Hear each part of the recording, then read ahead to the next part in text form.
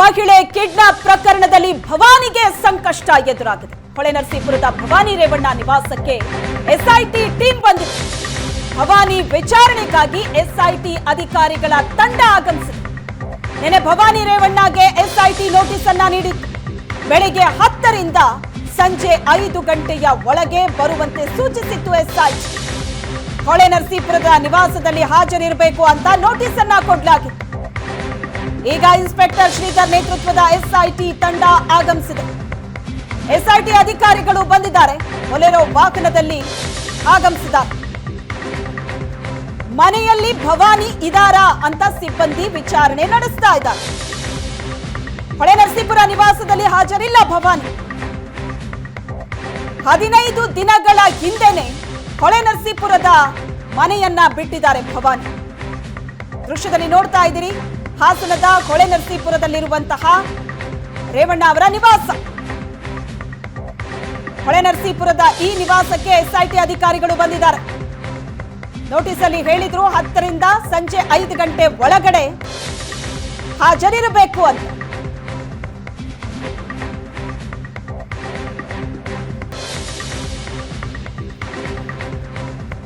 Inspector Sridhar ನೇತೃತ್ವದ SIT ತಂಡ ಆಗಮಿಸಿದೆ. ಮನೆಯಲ್ಲಿ ಭವಾನಿ ಇದಾರಾ?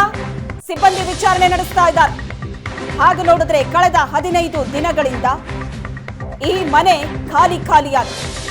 ಮೊದಲೆಲ್ಲ ಕಾರ್ಯಕರ್ತರಿಂದ, ಮುಖಂಡರಿಂದ, ಕ್ಷೇತ್ರದ ಜನರಿಂದ ತುಂಬಿ ತುಳುಕ್ತಾ ಇದ್ದಂತಹ ಈ ನಿವಾಸ ಮನೆ ಮುಂದೆಯೂ ಕೂಡ ಜನಸಾಗರವೇ ಇರ್ತಾ ಇತ್ತು. ಕ್ಷೇತ್ರದ ಜನ ಬರ್ತಾ ಇದ್ರು, ಸಮಸ್ಯೆಗಳನ್ನ ಕೇಳಿಕೊಂಡು ಪರಿಹಾರವನ್ನ ಕೋರಿ ಮುಖಂಡರು ಬರ್ತಾ ಇದ್ರು. ಆದ್ರೆ ಈಗ ಖಾಲಿಯಾಗಿದೆ. ಪ್ರಜ್ವಲ್ ರೇವಣ್ಣ ಪ್ರಕರಣ ಹೊರಗಡೆ ಬಂದಾಗ್ನಿಂದಲೂ ಕೂಡ ಇಡೀ ಮನೆ ಖಾಲಿಯಾಗಿದೆ. 15 ದಿನದ ಹಿಂದೆಯೇ ಭವಾನಿ ರೇವಣ್ಣ ಈ ಮನೆಯನ್ನ ತೊರೆದಿದ್ದಾರೆ ಅನ್ನೋ ಮಾಹಿತಿ ಸಿಗ್ತಾ ಇದೆ.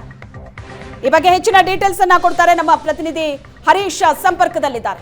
ಹರೀಶ್, ಮೊದಲೇ ನೋಟಿಸ್ ಕೊಡಲಾಗಿತ್ತು ಭವಾನಿ ರೇವಣ್ಣಗೆ, ಇವತ್ತು ವಿಚಾರಣೆಗೆ ಬರ್ತೀವಿ, 10ರಿಂದ 5 ಗಂಟೆ ಒಳಗಡೆ ಹಾಜರಿರಿ ಅಂತ.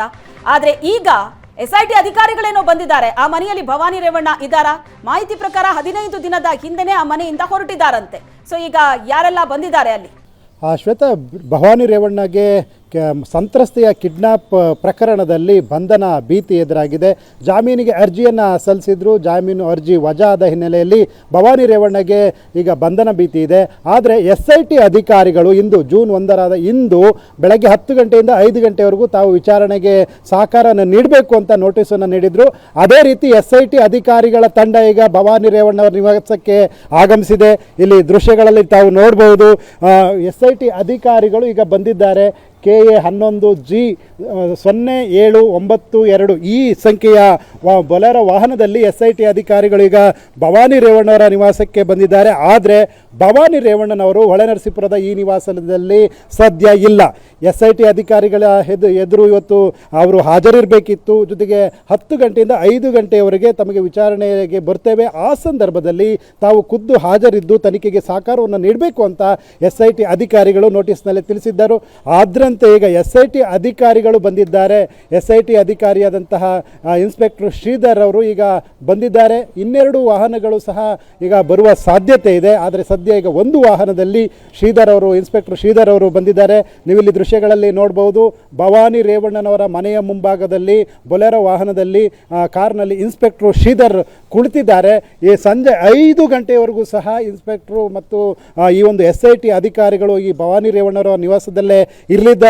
ಎಸ್ಐಟಿ ಅಧಿಕಾರಿಗಳು ಈ ಹಿಂದೆ ನೋಟಿಸ್ನಲ್ಲಿ ತಿಳಿಸಿದ್ರು 10 ಗಂಟೆಯಿಂದ 5 ಗಂಟೆಯವರೆಗೂ ತನಿಖೆಗೆ ಸಹಕಾರವನ್ನು ನೀಡಬೇಕು.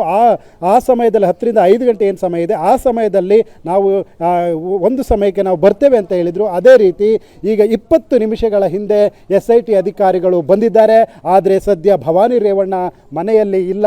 ಹೀಗಾಗಿ ಬಂಧನ ಭೀತಿಯ ಕಾರಣಕ್ಕಾಗಿ ಭವಾನಿ ರೇವಣ್ಣನವರು ಈ ಹೊಳೆನರಸೀಪುರದ ನಿವಾಸದಲ್ಲಿ ಇಲ್ಲ. ಅವರು ಸಾಲಿಗ್ರಾಮದಲ್ಲೂ ಸಹ ಇಲ್ಲ. ಯಾವ ಸ್ಥಳದಲ್ಲಿ ಭವಾನಿ ರೇವಣ್ಣ ಇದ್ದಾರೆ ಅನ್ನುವಂತಹದ್ದು ಗೊತ್ತಾಗ್ತಾ ಇಲ್ಲ.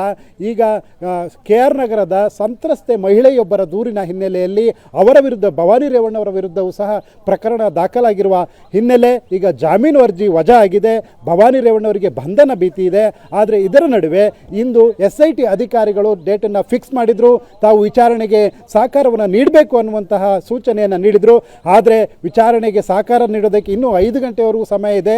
ಆ ಸಮಯಕ್ಕಾದರೂ ಬರ್ತಾರಾ ಇಲ್ವಾ ಅನ್ನುವಂತಹದ್ದು ಕುತೂಹಲವನ್ನು ಮೂಡಿಸಿದೆ. ಆದರೆ ಭವಾನಿ ರೇವಣ್ಣವರು ಬಂಧನ ಭೀತಿಯ ಹಿನ್ನೆಲೆಯಲ್ಲಿ ಈ ಹೊಳೆನರಸೀಪುರದ ನಿವಾಸಕ್ಕೆ ಬರೋದು ಬಹುತೇಕ ಡೌಟ್ ಅಂತ ಹೇಳಲಾಗ್ತಾ ಇದೆ.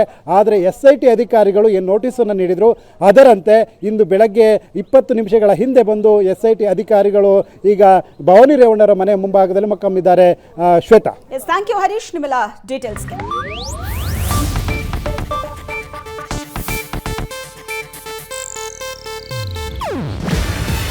ಇದು ಏಷ್ಯಾನೆಟ್ ನ್ಯೂಸ್ ನೆಟ್ವರ್ಕ್ ಪ್ರಸ್ತುತಿ. ನೀವು ನೋಡ್ತಿದ್ದೀರಾ ಏಷ್ಯಾನೆಟ್ ಸುವರ್ಣ ನ್ಯೂಸ್.